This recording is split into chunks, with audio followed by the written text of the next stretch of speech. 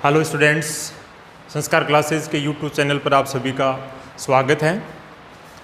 इस कोरोना काल में हमें पूर्ण विश्वास है कि आप घर पे होंगे, स्वस्थ होंगे और रिट की अपन तैयारी की कंटिन्यूटी रखेंगे। अभी काफ़ी टाइम इंतज़ार के बाद में ऑफलाइन का वेट कर रहे थे कि ऑफलाइन क्लासेस चालू हो जाएंगी, ऑफलाइन क्लासेस चालू हो जाएंगी। आप भी काफ़ी टाइम से इंतज़ार कर रहे हैं और हम भी काफ़ी टाइम से इंतज़ार कर रहे हैं, लेकिन अभी तक ये वैश्विक महामारी है, इसमें कुछ कमी हुई है। तो अभी अपन वेट कर रहे हैं राज्य सरकार और केंद्र सरकार का। अभी किसी प्रकार का कोई गाइडलाइन जारी नहीं हुई ऑफलाइन की। वैक्सीनेशन चल रहा है। अपन सभी, आप और हम, स्वास्थ्य का ध्यान रखें। वैक्सीन लगवाने की बारी आई तो वैक्सीन लगवाएं और स्वास्थ्य का पूर्णतः ध्यान रखें और तैयारी बराबर रखें। इन सभी कारणों को देखते हुए अपन दोबारा से ऑनलाइन क्लासें चालू कर रहे हैं, जिनमें आपको सभी सब्जेक्टों की क्लासेज ऑनलाइन मिलेंगी और तारीख फिक्स हो गई है। इसलिए आप सभी टाइम व्यर्थ ना गंवाएं, ऑफलाइन का इंतज़ार ना करें। पहले अपने पास नोट्स हैं, पहले तैयारी की हुई है और नए टॉपिक जुड़े हैं वो भी हमने करवा दिए। और अब सारे टॉपिक और सारी स्थिति ऑफलाइन और ऑनलाइन तो शुरू करी थी, ऑफलाइन भी अपन जल्दी शुरू करने वाले हैं।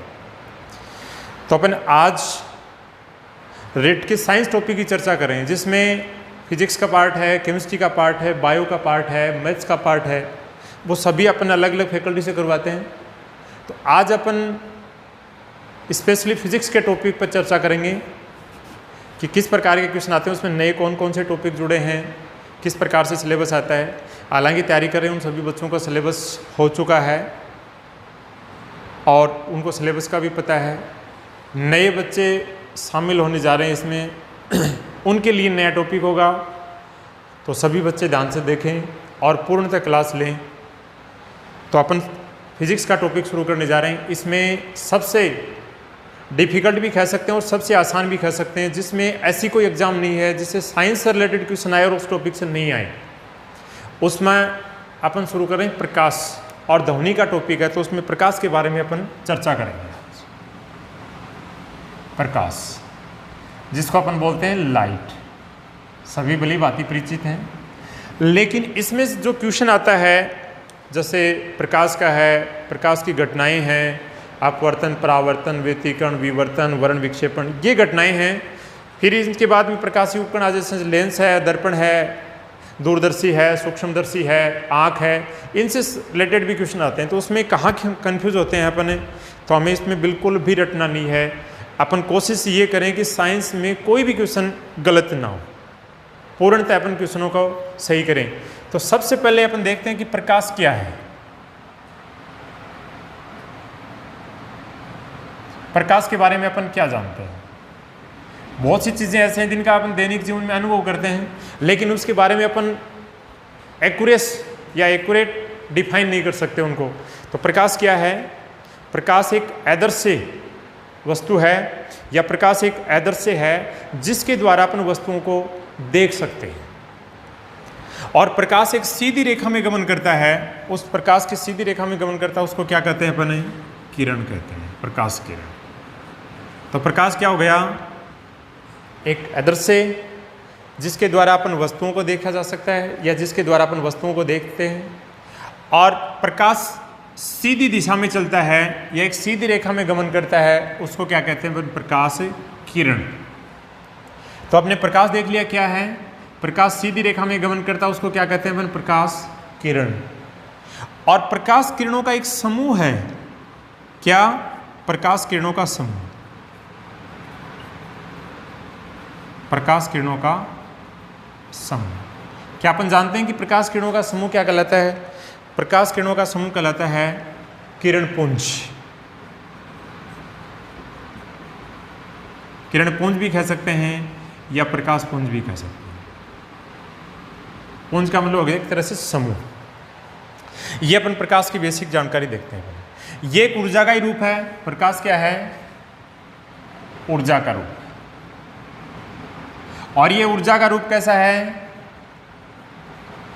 आदर्श है। जो क्या करता है, हमको वस्तुएं दिखाता है, प्रकृति दिखाता है, वस्तुओं को देखने के काम आता है। ऊर्जा का आदर्श रूप जिसके द्वारा अपन क्या करते हैं, वस्तुओं को देखते हैं, भौतिक स्थिति को देखते हैं, पर्यावरण को देखते हैं, आदर्श है। और फिर ये प्रकाश एक सीधी रेखा में गमन करता है, उसको क्या कहते हैं अपन, प्रकाश किरण। और प्रकाश किरणों का पुंज है वो क्या कहलाता है, किरण पुंज या प्रकाश पुंज कहलाता है।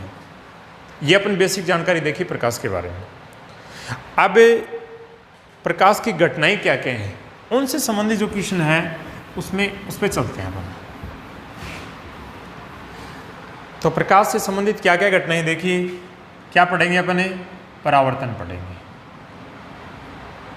किसका, प्रकाश का। फिर क्या पढ़ेंगे अपन, अपवर्तन पढ़ेंगे। फिर क्या पढ़ेंगे अपन, विवर्तन पढ़ेंगे। फिर क्या पढ़ेंगे अपन, व्यतिकरण पढ़ेंगे। फिर क्या पढ़ेंगे अपन, दुर्वर्ण पढ़ेंगे। और एक है वर्ण विक्षेपण, वर्ण विक्षेपण, या इसका दूसरा नाम है परिक्षेपण। ये सारी की सारी घटनाएं किस में पाई जाती हैं, प्रकाश तरंगों में पाई जाती हैं। क्वेश्चन कैसे आता है इसमें, अपना क्वेश्चन गलत नहीं हो, क्वेश्चन किस प्रकार से आता है उस पर ध्यान देंगे अपन। तो सबसे पहले अपन चर्चा कर लेते हैं परावर्तन क्या है। देखिए परावर्तन, इसका मतलब प्रकाश की किरणों का मुड़ना। अब प्रकाश की किरण मुड़ती कहां से हैं, वहां से चर्चा करेंगे। प्रकाश तरंगों में मुख्य क्या क्या गुण होते हैं, देखिए प्रकाश तरंगों में एक तो क्या होता है, प्रकाश तरंगों का क्या है, वेग। एक प्रकाश तरंगों की क्या है, आवृत्ति। एक प्रकाश तरंगों का क्या है, तरंग दैर्ध्य। और एक क्या है, प्रकाश तरंगों की तीव्रता। कोई बच्चा इंग्लिश मीडियम का है तो उसमें भी अपन साथ साथ इसके बायलैंग्वेज का यूज कर रहे हैं अपन। ये क्या है, वेलोसिटी। ये क्या है, फ्रीक्वेंसी। ये क्या है, वेवलेंथ। ये क्या है, इंटेंसिटी। इसको अपन किससे लिखते हैं, V से लिख देते हैं और C से लिख देते हैं। आवृत्ति को अपन क्या लिखेंगे, मोस्टली अपन आवृत्ति को स्मॉल n से लिखेंगे, कई बार स्मॉल f भी लिखा आता है। तरंग दैर्ध्य इसको अपन किससे लिखेंगे, लैम्डा से लिखेंगे। और जो इंटेंसिटी होती है उसको अपन किससे लिखेंगे, I से लिखेंगे। अब अपन सबसे पहले कौन सी घटना का वर्णन कर रहे हैं, किस घटना के बारे में पढ़ रहे हैं, परावर्तन के बारे में। देखिए ये एक प्रकाश की किरण जब एक माध्यम से दूसरे माध्यम में प्रवेश करती है तो माध्यम दो प्रकार का होता है, में से एक तो विरल माध्यम होता है और एक सघन माध्यम होता है। इसको अपन रेयर मीडियम बोलते हैं, इसको डेंसर मीडियम बोलते हैं। इनके एक नाम आता है अपवर्तनांक, वो अलग अलग माध्यमों के लिए अलग अलग होता है। अपन इस प्रकार से मान सकते हैं कि विरल और सघन माध्यम, विरल और सघन माध्यम का मोस्टली अपन इस प्रकार से अध्ययन कर सकते हैं कि जो माध्यम गाढ़ा है, जिसके अणु पास पास हैं, वो तो क्या होगा, सघन। और जो माध्यम विरल है, जिसके अणु दूर दूर है, जिसमें प्रकाश या ध्वनि तरंगें आसानी से गति कर सकते हैं, वो क्या है, विरल माध्यम। एक आता अपवर्तनांक, जो अलग अलग माध्यम के लिए अलग अलग होता है। मोस्टली अपन इस प्रकार से समझ सकते हैं कि विरल माध्यम का अपवर्तनांक हमेशा कम होता है, सघन माध्यम का अपवर्तनांक हमेशा ज़्यादा होता है। तो अपवर्तनांक को डिनोट करने के लिए कोई न कोई अपन एक संकेत काम में लेते हैं। तो कई जगह म्यू लिखा जाता है, कई जगह अपन n1 भी लिख देते हैं। तो यहाँ पर ये मानेंगे कि जो विरल माध्यम उसका अपवर्तनांक n1 होगा, जो सघन माध्यम उसका अपवर्तनांक n2 होगा। अपवर्तनांक क्या है, इसके बारे में भी अपन अध्ययन करेंगे। तो अपवर्तनांक क्या है, अलग अलग माध्यम में प्रकाश के वेगों का अनुपात ही क्या कहलाता है, अपवर्तनांक कहलाता है। इसका मतलब अलग अलग माध्यम में प्रकाश के वेगों का अनुपात हो गया, तो प्रकाश का वेग चाहे सघन माध्यम हो, चाहे विरल माध्यम हो, चाहे निर्वात में हो, चाहे किसी भी माध्यम में हो, वेग का मात्रक हमेशा क्या होता है, मीटर प्रति सेकेंड। तो मीटर प्रति सेकंड ये किसी भी माध्यम में प्रकाश का वेग है, और दूसरा मीटर प्रति सेकंड ये भी किसी माध्यम में प्रकाश का वेग है। तो ये दो अलग अलग माध्यम में प्रकाश के वेगों का अनुपात है, तो इस मात्रक से ये मात्रक कट जाएगा, तो अपवर्तनांक का कोई मात्रक नहीं। कई बार ये भी पूछ लेते हैं कि अपवर्तनांक किस प्रकार की भौतिक राशि है, तो विमाहीन और मात्रकहीन राशि है। सिलेबस के साथ थोड़ा सा ये भी जोड़ा गया है कि ये जो सिलेबस है ये 12th स्टैंडर्ड का है, तो जैसे विमा वगैरह हैं, मात्रक वगैरह हैं, ये अपन 10वीं से आगे पढ़ते हैं, तो उसका भी थोड़ा सा ध्यान रखेंगे कि कौन सी भौतिक राशि का क्या मात्रक है। अब अपन चर्चा करेंगे किसके बारे में, परावर्तन के बारे में। तो अपने यहाँ 4 चीज़ें लिखी हैं, क्या, वेग, आवर्ती तरंग दैर्ध्य और तीव्रता। ये चीज़ें क्यों लिखी हैं, ये चीज़ इसलिए लिखी हैं कि परावर्तन के बारे में देखें अपन, परावर्तन क्या है, फिर ये परावर्तन की घटना में ये कौन सी भौतिक राशि हैं जो बदलती हैं और कौन सी भौतिक राशि हैं जो नहीं बदलती हैं। तो ये एक पृथककारी सतह ले लेता हूँ मैं, क्या नाम है इसका, XY नाम दे दिया, ये है पृथककारी सतह। पृथककारी सतह क्या काम करती है, पृथककारी सतह विरल और सघन दो अलग अलग माध्यमों को अलग अलग करती है। ऊपर हवा, नीचे पानी, तो हवा विरल माध्यम हो गया, पानी सघन माध्यम हो गया। कांच और पानी है तो पानी विरल माध्यम हो गया, कांच सघन माध्यम हो गया। जिसका अपवर्तनांक ज़्यादा होगा वो सघन माध्यम होगा, जिसका अपवर्तनांक कम होगा वो विरल माध्यम होगा। ये पृथककारी सतह है। अब आपतन, परावर्तन और अपवर्तन, 3 प्रकार के कोण देखते हैं अपन। कौन सा, आपतन, परावर्तन और अपवर्तन। अब ये कोण कहाँ बनते हैं, किसके साथ बनते हैं, तो पृथककारी सतह पर एक लंबवत काल्पनिक रेखा खींचते हैं अपन, लंबवत काल्पनिक रेखा, ये खींच दी साहब, लंबवत काल्पनिक रेखा। लंबवत काल्पनिक रेखा, ये लंबवत काल्पनिक रेखा क्या कहलाती है, लंबवत काल्पनिक रेखा अभिलंब कहलाती है, जो आपतन, अपवर्तन और परावर्तन कोण का निर्धारण करते हैं। यदि अपन अभिलंब नहीं खींचेंगे तो आपतन, परावर्तन और अपवर्तन कोण का निर्धारण नहीं कर सकते, तो ये क्या हो गया, अभिलंब, जिसको अपन इंग्लिश में नॉर्मल बोलते हैं, तो एन से डिनोट कर देते हैं। अभिलंब क्या है, अभिलंब पृथककारी सतह के लंबवत खींची गई काल्पनिक रेखा जो आपतन, परावर्तन और अपवर्तन कोण का निर्धारण करता है। यदि ये नहीं खींचेंगे तो आपतन, परावर्तन और अपवर्तन कोण का निर्धारण नहीं होगा। अब इसमें क्या लिखा है हमने, परावर्तन। तो परावर्तन की लैंग्वेज भाषा क्या हो जाएगी, जब प्रकाश किरण एक माध्यम से दूसरे माध्यम में प्रवेश करता है, यहाँ से इस माध्यम में प्रवेश करेगा। मान लें कि इस माध्यम का अपवर्तनांक n1 मान लिया और इस माध्यम का अपवर्तनांक n2 मान लिया। n1 और n2 यहाँ क्या है, अलग अलग माध्यम में प्रकाश का अपवर्तनांक। अब ये n1 और n2 अलग अलग माध्यम हो गए। अब जब प्रकाश की किरण एक माध्यम से दूसरे माध्यम में प्रवेश करती है, जब एक माध्यम से दूसरे माध्यम में प्रवेश करेगी, आगे निकल जाएगी तो अपवर्तन हो जाएगा। आगे नहीं निकलेगी, प्रवेश करेगी और प्रवेश करते समय पृथककारी सतह से टकराकर उसी माध्यम में वापस लौट जाएगी। तो क्या परिभाषा होगी, जब प्रकाश की किरण, ये प्रकाश की किरण आपतित होगी। जब प्रकाश की किरण किसी माध्यम, जब प्रकाश की किरण किसी सतह पर आपतित होती हैं, सतह का नाम अपन इसको परिसीमा भी बोल सकते हैं, बाउंड्री भी बोल सकते हैं। जब आपतित प्रकाश किरण किसी परिसीमा पर आपतित होती हैं तो उस परिसीमा से टकराकर पुनः उसी माध्यम में लौटने की घटना को ही क्या कहते हैं, परावर्तन कहते हैं। यह आने वाली रेखा तो इसकी इस प्रकार का निशान लगा देंगे, ये जाने वाली रेखा तो इसकी इस प्रकार का निशान लगा देंगे। ये आपतन रेखा है, ये परावर्तन रेखा है। आपतन रेखा और अभिलंब के साथ बनने वाला ये जो एंगल होगा वो कौन सा होगा, आपतन कोण। अभिलंब और परावर्तन रेखा के साथ बनने वाला कौन होगा, वो परावर्तन कोण। तो इसको तो मैं आई से लिख देता हूँ, इसको किसे लिख देता हूँ, आर से लिख देता हूँ। इसको बोलते हैं अपन आपतन कोण। कौन सा कोण, आपतन कोण। इसको बोलते हैं अपन कौन सा कोण, परावर्तन कोण। अब हमें एक नाम लिए लिखा है परिसीमा। जब प्रकाश की किरण एक माध्यम से दूसरे माध्यम में प्रवेश करती है तो परिसीमा से टकराकर उसी माध्यम में लौट जाती है। तो ये जो पृथककारी सतह, इसी का नाम क्या है, परिसीमा। ये जो कोण आपतन कोण, ये कोण कौन सा है, परावर्तन कोण। ये जो रेखा है ये कौन सी रेखा है, आपतित प्रकाश किरण।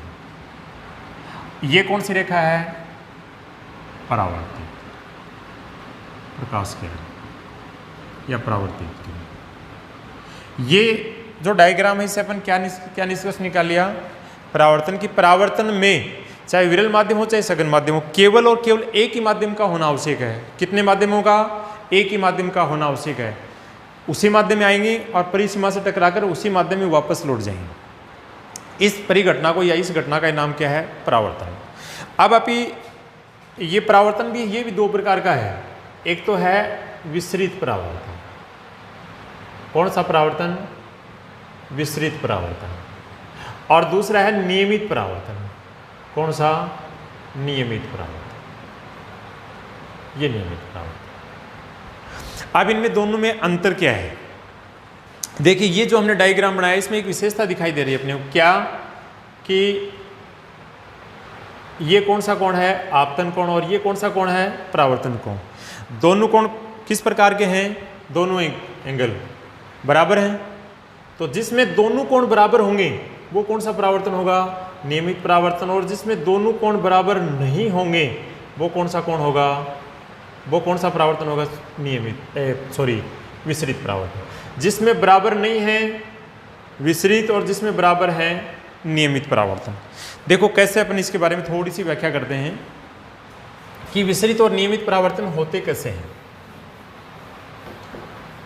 हमने एक परिसीमा ली है, एक बाउंड्री ली है, जिसको अपन क्या कहते हैं? पृथक्कारी सतह। अब ये पृथक्कारी सतह इस प्रकार से ले लें। किसके बारे में अध्ययन कर रहे हैं अपन? विसरित परावर्तन के बारे में अध्ययन कर रहे हैं। किसके बारे में अध्ययन कर रहे हैं?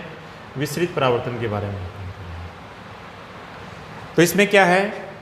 ये क्या है? अभिलंब। चाहे अपन गहरी लाइन से खींच दें, चाहे डैश डैश से खींच दें, ये क्या?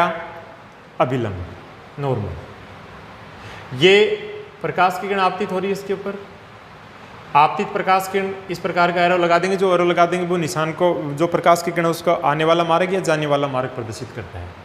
अभिलंब और इसके साथ बनने वाला कोण है आपतन कोण। ये परावर्तन, ये परावर्तन। अब इसमें भी आपतन और परावर्तन कोण दिखाई दे रहे हैं, इसमें भी आपतन और परावर्तन कोण दिखाई दे रहे हैं। फिर दोनों में डिफरेंस क्या हुआ? तो अपन परावर्तन के प्रकार पढ़ रहे थे। कौन सा परावर्तन पढ़ रहे थे अपन? विसरित परावर्तन। देखिए, ये जो परिसीमा है, क्या? परिसीमा, या जिसको क्या कह सकते हैं अपन? सतह। ये परिसीमा या सतह कैसी है? रफ। या जिसको अपन क्या कह सकते हैं? खुरदरी है। तो प्रकाश की किरण, जब प्रकाश की किरण एक माध्यम से दूसरे माध्यम में प्रवेश करती है तो किसी खुरदरी परिसीमा पर आपतित होने से, या जब प्रकाश की किरण एक माध्यम से दूसरे माध्यम में प्रवेश करती है तो खुरदरी परिसीमा पर आपतित होने से टकराकर उसी माध्यम में विभिन्न दिशाओं में फैलने की घटनाएं क्या कहलाती है? विसरित परावर्तन कहलाता है। इसका मतलब आई और प्रकाश की किरण टकरा करके विभिन्न दिशाओं में फैल गई। एक प्रकाश की किरण, 2, 3, 4 प्रकाश किरणों का समूह आता है तो विभिन्न दिशाओं में फैल जाता है। इसका मतलब आने वाला कोण कौन सा था? आने वाली रेखा और अभिलंब के साथ बनने वाला कोण कौन सा था? आपतन कोण। जाने वाली प्रकाश किरण और अभिलंब के साथ बनने वाला कोण कौन सा था? परावर्तन कोण। अब आपतन और परावर्तन कोण बराबर नहीं है। क्यों? ये जो सतह है ये क्या नहीं है? समतल नहीं है। यदि ये सतह समतल होती तो दोनों कोण क्या होते? बराबर होते। और समतल नहीं है तो बराबर नहीं है। ये कोण बराबर नहीं होंगे तो कैसा परावर्तन होगा? बोलिए, विसरित परावर्तन होगा। और विसरित परावर्तन एक तरह से किसका उदाहरण है? किसके सिमिलर है? प्रकिरण के सिमिलर भी कह सकते हैं। प्रकिरण भी ऐसा ही होता है, जब प्रकाश की किरण किसी माध्यम में गिरती है तो टकराकर विभिन्न दिशाओं में फैलने की घटना का नाम क्या है? प्रकिरण है। तो ये उसी के सिमिलर। तो इसमें आपतन और परावर्तन कोण बराबर नहीं होते। तो इसमें क्वेश्चन क्या क्या पूछ लेंगे? विसरित परावर्तन की क्या विशेषता होती है? विसरित परावर्तन में आपतन और परावर्तन कोण बराबर नहीं होते, एक बात। दूसरा, विसरित परावर्तन के लिए क्या शर्त आवश्यक है? विसरित परावर्तन के लिए परिसीमा, सतह या पृथक्कारी सतह या पृथक्कारी तल खुरदरा या रफ होना चाहिए। तो आपतन और परावर्तन कोण बराबर नहीं हुए। ऐसा कहाँ कहाँ होता है कि जिसमें अपन विसरित परावर्तन की घटना देखने को मिलती है? आसमान में धूल के कण हैं। धूल के कणों में क्या होता है? विसरित परावर्तन होता है। धुएं के कण हैं। धुएं के कणों में प्रकाश का परावर्तन होता है, वो विसरित परावर्तन होता है। ओस की बूंदों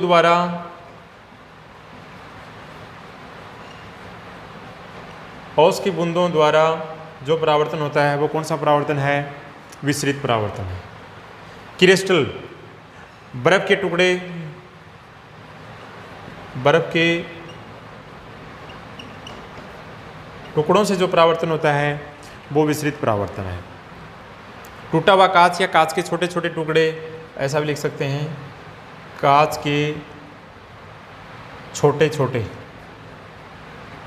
टुकड़ों से होने वाला परावर्तन। ये विसरित परावर्तन की जो सतह है उनके उदाहरण है कि विसरित परावर्तन किन किन घटनाओं में होता है। धूल के कण होते हैं आसमान में, इधर उधर बिखरे रहते हैं, जब प्रकाश किरण आपतित होती है तो परावर्तन के बाद उसी माध्यम में लौटती है, तो उसी माध्यम में लौटती है, लेकिन उसका कोण फिक्स नहीं होता है।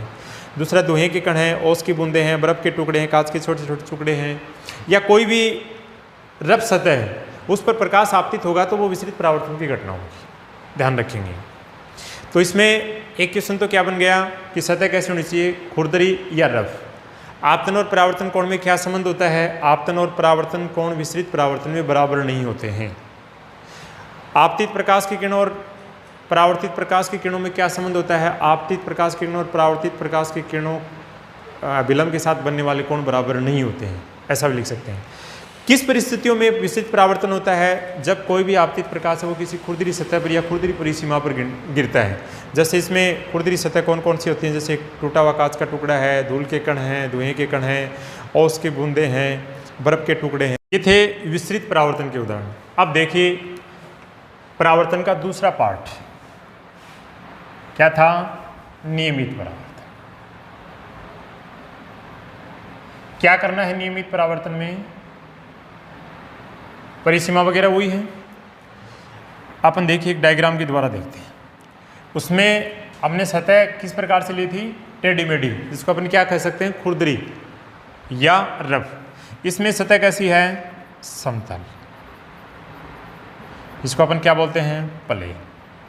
या दूसरी समतल सतह कौन सी हो सकती है, समतल दर्पण को भी कह सकते हैं। तो कई बार पूछ लेते हैं समतल दर्पण में प्रकाश कौन सी घटना होती है, तो समतल दर्पण में प्रकाश की कौन सी घटना होती है, परावर्तन। और परावर्तन में भी कौन सा पार्ट है, नियमित परावर्तन।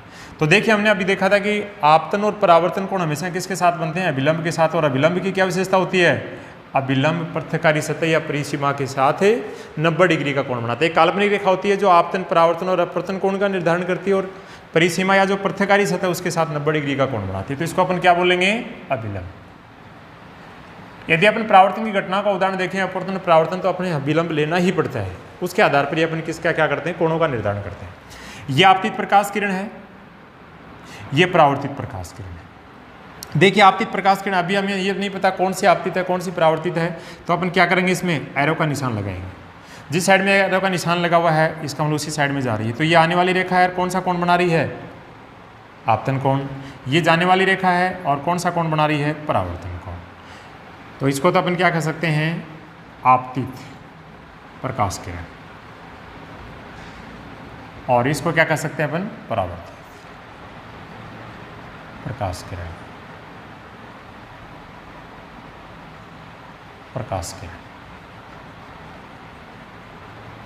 अब इसमें हमें क्या विशेषता दिखाई दे रही है, नंबर एक पहला क्या देखेंगे अपन, कोण आई और कोण आर दोनों क्या हैं, बराबर हैं। लेकिन इससे पहले वाला आपने विसरित परावर्तन पढ़ा, उसमें आई और आर क्या नहीं थे, बराबर नहीं थे। बराबर नहीं थे इसका मतलब सतह कैसी थी, खुरदरी थी।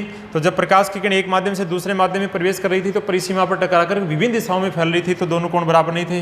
अब क्या हो रही है, जब प्रकाश की किरण एक माध्यम से दूसरे माध्यम में प्रवेश करती है तो परिसीमा या पृथ्वकारी सतह से टकराकर निश्चित दिशा में उसी माध्यम में लौटती है। इस घटना का नाम क्या है, नियमित परावर्तन। तो इस घटना में क्या होता है, कोण आई और कोण आर बराबर होते हैं। ये क्या है, नियमित परावर्तन। तो नियमित परावर्तन में क्वेश्चन क्या पूछते हैं कि नियमित परावर्तन में सतह कैसी होनी चाहिए, समतल सतह होनी चाहिए।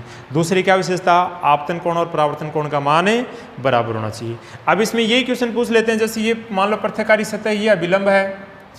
आपतित और परावर्तित प्रकाश किरण हमेशा किसके साथ कोण बनाते हैं, अभिलंब के साथ। अब जैसे मैं ये लिखूं कि आपतन कोण का मान 0 है और ये आपतन कोण किसके साथ बन रहा है, विलंब के साथ बन रहा है। इसका मतलब प्रकाश की किरण क्या आ रही है, आपतित प्रकाश की किरण कहाँ आ रही है, विलंब के समांतर आ रही है। और पृथ्वकारी सतह पर कहाँ टकरा रही है, लंबवत टकरा रही है। तो कोण तो हमेशा आपतन और परावर्तन कोण तो किसके साथ बनना है, अभिलंब के साथ बनना है। तो आपतन कोण का मान क्या दे दिया हमें, 0 दे दिया।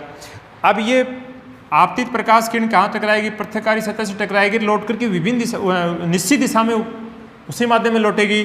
तो वो निश्चित दिशा क्या होगी, जितने कोण पे आपतित प्रकाश की किरण आई थी अभिलंब के साथ, उतने कोण पे वापस चली जाएगी। तो वापस जाएगी, तो वापस जाने का यही मार्ग होता है। परावर्तन कोण का मान भी क्या होगा, 0 होगा।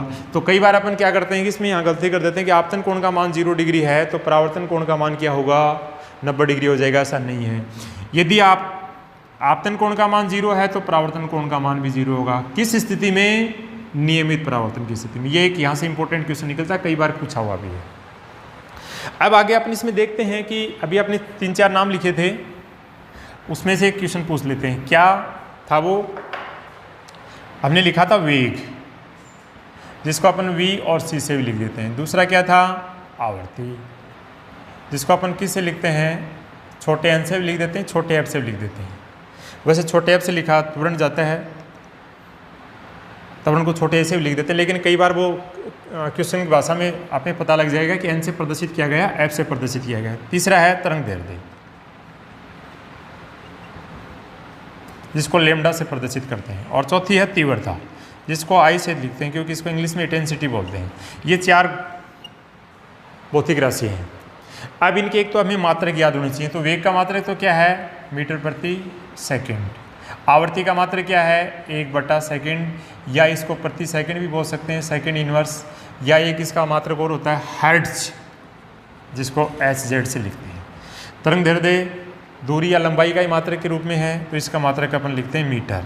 और तीव्रता अलग अलग प्रकार की अलग अलग से होती है। तो इसमें अपन देखेंगे कौन सी भौतिक राशि परिवर्तित होती है।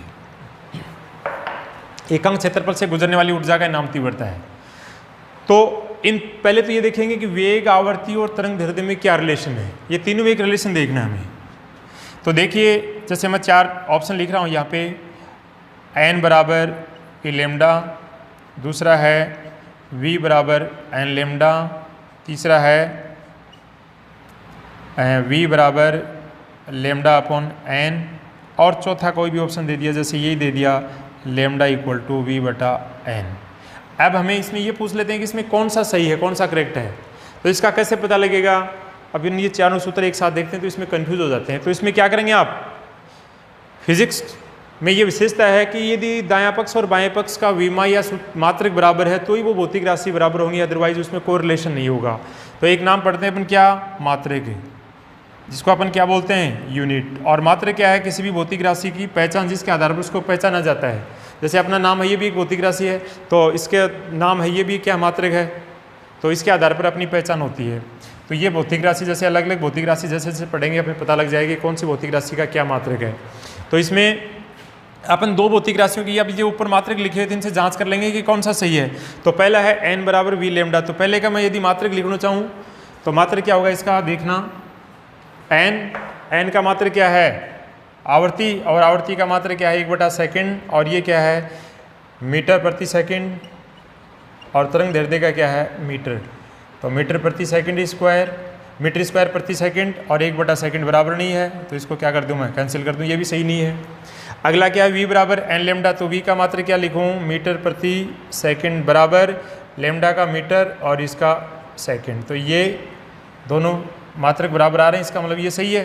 तीसरा v बराबर लैम्डा अपॉन n। तो v का मात्रक तो क्या है, मीटर प्रति सेकंड, और तरंग दैर्ध्य का मीटर, और आवर्ती का 1/सेकंड, तो सेकंड ऊपर चला जाएगा, तो मीटर इंटू सेकंड और मीटर प्रति सेकंड, ये भी बराबर नहीं है, तो ये भी कैंसिल हो गया। अगला है लैम्डा बराबर v अपॉन n। तो लैम्डा बराबर v अपॉन n, तो लैम्डा का मात्रक क्या हो गया, मीटर, और इसका मीटर प्रति सेकंड और 1 सेकंड, ये तो मीटर प्रति सेकंड स्क्वायर, ये भी गलत है, ये भी बराबर नहीं। तो इसमें 1 यूनिट बराबर आई है, v बराबर क्या n लैम्डा। तो ये कई बार ये पूछ लेते हैं। अब ये इसका दिन क्यों क्या है, क्योंकि इसमें परावर्तन में मुख्य चीज़ें क्या पूछते हैं कि परावर्तन, प्रकाश की तरंगों की परावर्तन की घटना में कौन सी भौतिक राशि है जो अपरिवर्तित रहती है। तो देखिए, वेग, आवर्ती और तरंग दैर्ध्य, ये तीनों राशि नियत रहती है, इनका मान नहीं बदलता। किसमें नहीं बदलता, प्रकाश तरंगों की परावर्तन की घटना में। वो परावर्तन का कौन सा भी रूप हो सकता है, नियमित रूप भी हो सकता है और विस्तृत रूप भी हो सकता है, कोई सा भी रूप ले सकते हैं अपन। फिर कौन सी भौतिक राशि परिवर्तित होती है, तीव्रता बदलती है। अब तीव्रता किस प्रकार से बदलती है, हमें पता है कि जब प्रकाश की किरणें दूर जाएंगी धीरे धीरे तो उसकी तीव्रता परिवर्तित होगी और धीरे धीरे तीव्रता बदल जाएगी यानी घट जाएगी। तो तीव्रता घटती है, बाकी वेग, आवर्ती और तरंग दैर्ध्य ये तीनों राशि क्या रहती हैं, अपरिवर्तित रहती हैं। तो हमने क्या देख लिया, प्रकाश देख लिया, प्रकाश कोण देख लिया, प्रकाश किरण देख ली और उसमें प्रकाश की घटनाओं का जो पहला उदाहरण था वो देख लिया क्या, परावर्तन। और परावर्तन में भी हमने कितने पार्ट पढ़ लिए, 2 पार्ट पढ़ लिए। कौन कौन से, विसरित परावर्तन और नियमित परावर्तन। तो विसरित और नियमित परावर्तन में क्या क्वेश्चन बनता है, विसरित परावर्तन में ये पूछेंगे आपको कि विसरित परावर्तन की घटना कब होती है, जब आपतित प्रकाश किरण किसी खुरदरी सतह या पृथ्वकारी खुरदरी या रफ पृथ्वकारी सतह पर आपतित होता है। तो आपतन कोण और परावर्तन कोण का मान बराबर नहीं होगा, विसरित परावर्तन होगा। विसरित परावर्तन कहाँ कहाँ देखने को मिलता है या कहाँ कहाँ होता है, तो किसी भी खुरदरी सतह, वो खुरदरी सतह में धूल के कण हैं, धुएं के कण हैं, कांच के टुकड़े हैं, बर्फ के टुकड़े हैं, कोई भी क्रिस्टल हो जिसकी आकृति नियमित नहीं हो, उसमें विसरित परावर्तन होता है। नियमित परावर्तन में जब प्रकाश की किरण किसी समतल सतह या समतल दर्पण पर आपतित होती हैं तो प्रकाश की किरण पृथ्वकारी सतह पर, समतल पृथ्वकारी सतह पर टकराने के बाद में उसी माध्यम में एक निश्चित दिशा में परावर्तित होने की घटना को क्या कहते हैं, नियमित परावर्तन कहते हैं। अब परावर्तन में हमने ये देख लिया, वेग, आवर्ती, तरंग दैर्ध्य और तीव्रता, ये 4 भौतिक राशि दे रखी हैं। इसमें कौन सी भौतिक राशि ऐसी है जो प्रकाश तरंगों की घटना में परिवर्तित होती है, तो वेग नियत रहता है, आवर्ती नियत रहती है, तरंग दैर्ध्य नियत रहता है और तीव्रता बदल जाती है। ये था अपना प्रकाश तरंगों का परावर्तन जो 2 प्रकार का होगा। अब अपन नेक्स्ट टॉपिक में देखेंगे प्रकाश का अपवर्तन और अपवर्तन की घटनाएं, अपवर्तन के उदाहरण और कौन कौन से किस प्रकार से उसमें क्वेश्चन बनते हैं।